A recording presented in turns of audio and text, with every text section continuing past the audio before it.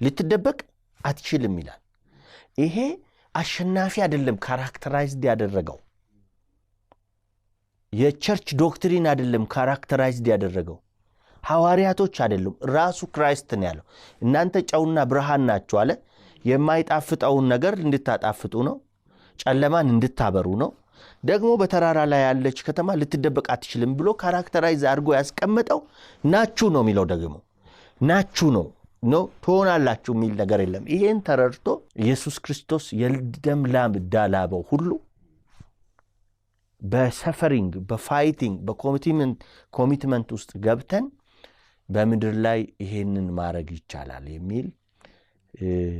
አጽንኦት አለኝ ቅርብ ጊዜ አንድ ሰው ሲናገር የሰማሁት ከዚህ ሐሳብ ጋር መሄድ ነገር ነበር ትንሽ ፈገግ የሚያስብልና እሱን አስተዋወሰኝ ምናልባት ላንሳው ወደ ላይ ስንሄድ ይላል ሰውየው እንደ ቀልድ ያነሳው ሐሳብ ነው ራስን ከመጠበቅ ጋር ያይዘው ያነሳው ሐሳብ ነውና ልክ ትምህርት ቤት ደብተር ካስር እንደሚያዝልን ማርክ ሁሉ ደብተር በደንብ ለብደን መያዛችን እንደሆነ ሁሉ አካላችንን በደንብ መያዛችን ከ10 ውጤት አለው ሚል ቀልድ ነገር አንስቶ ነበርና አምልኮ ከሚለው ሐሳብ ጋር ከርሶ ጋር ስለሄደልኝ ነው ያነሳው ምናልባት ይሄ ግን መጽሐፍ ውስጥም ተነስቷል ይሄ የመንታዊነት ወይም ዳይኮቶሚ ተብሎ የተገለጸው ሐሳብ ቤተክርስቲያን መንፈሳዊ ብቻ የሚለው ነገር ውስጥ የገባችበት አንዳንዶች ደግሞ ነው አሁን እርሶም ያነሱት አለ ጃኬቱን መለስበታለሁ ሁለት አይነት አይደለም በቃ ሰው መኖር ነው ያለው ወይም ማምለክ ነው አምልኮ ሁሉንም ስለሚዳስስ የሚለው ነገር አለና ለምንድን ነው ቤተክርስቲያን ወደ እንደዚህ አይነት መንታዊነት ሐሳብ ውስጥ የገባችው አንዱ የኢቫንጀሊካል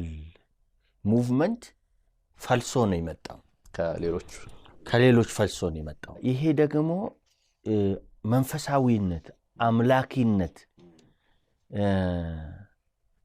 እግዚአብሔርን ማወቅ ለእግዚአብሔር መኖር ከሰው ከመለየት ነው ከሁኔት ከሀገር መጥፋት መደበቅ ነው ከሚል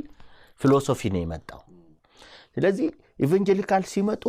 አንዳንዶች የዲግሪ ወረቀታቸውን ቀዶ ነው የመጡት ፓስተር ሲሆኑ አንዳንዶች ትምህርት ሁሉ አያስፈልግም ገንዘብ ሁሉ አያስፈልግም ማለት ጀመሩ